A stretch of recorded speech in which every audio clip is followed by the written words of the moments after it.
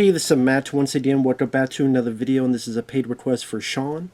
Actually, the first of 3 requests for him. Thank you so much for that, for your patience, for your kindness. I do really appreciate it. If anyone wants to request any type of movie review, re-review, random thoughts, streams, commentaries, video game playthrough for an hour, full playthrough, tier list ranking, whatever the case may be, feel free to send it either directly to my PayPal. I do have a CashApp as well. Links are down below in the info box, and I will get to it as soon as I possibly can. And this is for Fool for Love from 1985, which I guess is based on a play that Sam Shepard created, and then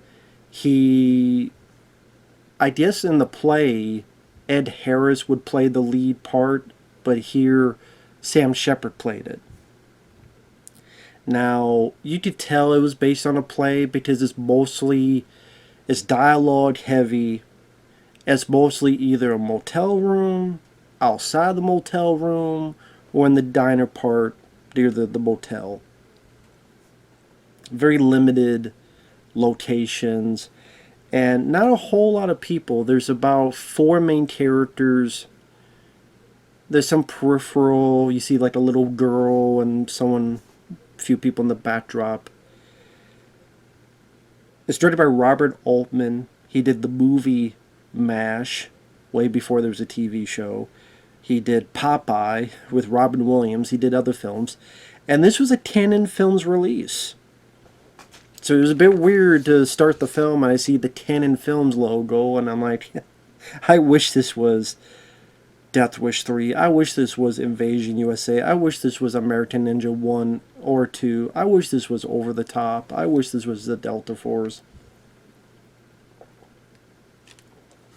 Or hell, even The Hero and the Terror. I did not give a flying fuck about this film. I didn't give a flying fucking shit about this film. The actors do what they can. I mean, Sam Shepard is a good actor. Kim Basinger.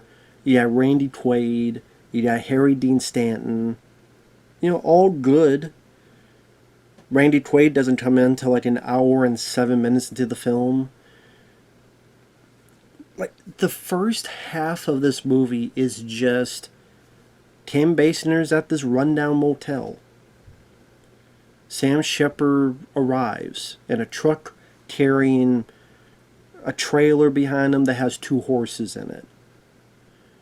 Then for an ungodly amount of time, it's just Sam Shepard and Kim Basinger just arguing with each other over and over and over again, yelling at each other, arguing with each other, him getting into her room, let me do your laundry, no, I'm not going, I'll do my laundry, oh, your fingers smell, yeah, they smell like horses, no, they smell like pussy, rich pussy, they smell like your clean pussy, I'm like, let me see it, or let me eat it, otherwise shut up. Let me see the pussy, eat the pussy, or smell the pussy. Otherwise, shut the fuck up about the pussy. Or Sam Shepard lets his 2 horses out to get some room. And then she's like, blah, blah, blah, blah. Then he's ready to leave. Then he's like, oh, don't leave. And then, you know what? That girl you were with, whoever, the Countess, I think, called her. I'm going to kill her. Then you. And they argue and argue and argue. Then they kiss. But then she knees him in the nuts and the balls. You could take it, you're a stump man. I'm like, I didn't know that until now. Then he comes in with alcohol and a bottle of like whiskey, bourbon, whatever. He's like, you got any glasses? Well, I don't drink anymore. Well, good. And then he throws the glass at the wall. Then he leaves. Then he puts the bottle on the ground. Then he leaves some more. Then he leaves, then he comes back, then he has a lasso, then he lassos over here, then he lassos the jukebox, and she's arguing some more, and he pulls the jukebox, she's arguing some more, he's arguing, she's arguing. 15 years, I bet a yo-yo to you, blah, blah, blah. I'm like, oh my fucking god, this goes on for, I said half the film, I would say an hour of the movie. The only other bits is Harry Dean Stanton, who seems like he runs the motel, he's watching, and he gives a little bit of dialogue to Sam Shepard, a little bit of dialogue to Kim Basinger. And he just talks at times. And then an hour and 7 minutes in, Randy Quaid comes in, and he tackles Sam Shepard because he thinks Sam is attacking Tim Basinger because Tim is his girlfriend. And then she says, "Oh no, we're just cousins or whatever." And Randy Quaid's confused, like I am. And then Sam Shepard talks to Randy Quaid, and they go into this diner part, and then pretty much we finally get their story. Now this stuff was kind of interesting, but to say we had like an over hour long bore fest of just these two fucking people arguing over and over and over again, my kind thoughts were kind of out the fucking window because I just was done with it by that point. Because there's not really a lot in terms of camera work, there's not really a lot in terms of the backdrop or in terms of the environment.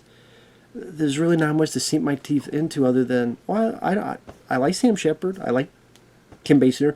Doesn't mean I want to see them argue for over a fucking hour. So you come to find out that Sam and Kim knew each other back to the day. And they loved each other. And then he tells Randy Quaid, "She's my sister." And he's like, "What?" "Well, she's my half-sister. They both had the same father, but different mothers." And that, we didn't know until after he fooled around.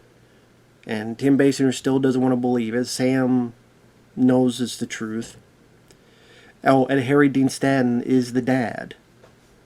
How remarkable how all of them got into the same fucking spot. But whatever.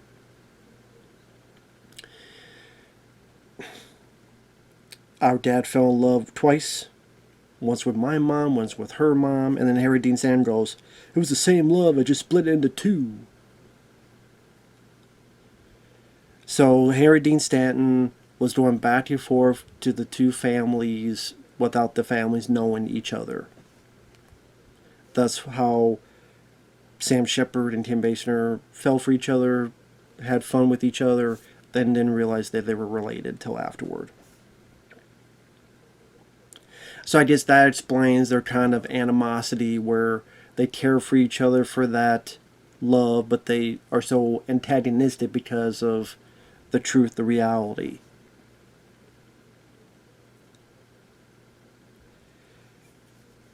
Then, heavy spoilers, you find out as they're talking about their backstory that Sam Shepard's mom kind of figured out eventually what was going on and shot herself. Kim Basinger tells the story first. And then Harry Dean Stanton's like, "That's a lie. If that happened, I would have known. Someone would have told me." The Sam Shepard's character, he says, "Tell her she's full of it. Well, come on, stand up for me." And he's like, "Not only is it true, but she used your shotgun." And Harry Dean Stanton, he does good for what he's given. When he goes, "But how come no one told me? How come no one found me? You were gone." "I know I was gone, goddamn you. But I wasn't so disconnected." So he doesn't want to admit blame. He doesn't want to admit that he fucked up. He sees Kim and Sam going towards each other, hug each other. So that deep bond, even though they can never be. Meanwhile, this girl who Sam knew, twice throughout the film she comes by and shoots at them. She did it earlier before Randy Quaid arrived, and she does it here and blows up Sam Shepard's truck. So then immediately they split. Sam Shepard gets one of the horses and rides after that girl. Kim Basinger gets her suitcase and just walks down the road. And then Randy Quaid is as confused as I am, going, "What? You're not going to him, are you?" "He's gone." And then she's just walking down the road to wherever. And I'm like, "So you're not with Randy Quaid anymore?" I mean, I felt bad for his character because he's like the boyfriend and he didn't know anything about this. He didn't do anything wrong. I guess she dumped him.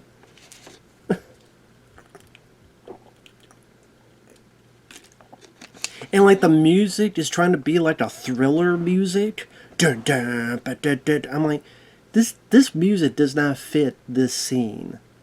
It should be like a melancholy, quaint, the tragedy of it all, where you find out who they really are, and this is why they can never be apart, is when they're together, they're combustible, and because of the truth, they go their separate ways. It's like opposites attract, or they can't get together, or the atoms just don't explode, so they go far away from each other. It should be a... I don't know why, I kept thinking of the music from the end of The Hitcher, the original The Hitcher, where it's this soft, quaint, melodic type of music. But he's like, try to be this thriller music. I'm like, this doesn't fit at all. So I don't know where the fuck Kim Basinger is going. I don't even really know why she dumped Randy Quaid, because he didn't do anything wrong. Randy Quaid's just there confused. And he's not really given much of a character. He kind of comes in. He's like the aw shucks guy. He listens to the stories and asks questions, then that's it. So he's not given a whole lot to do. And then Harry Dean Stanton, he just goes into his trailer that's on fire. I guess he burns to death, because he keeps playing harmonica throughout the credits as his trailer is engulfed in fire. I think eventually you stop hearing the harmonica. I'm just assuming that I guess he ended his own life by letting himself get burned to death, I guess.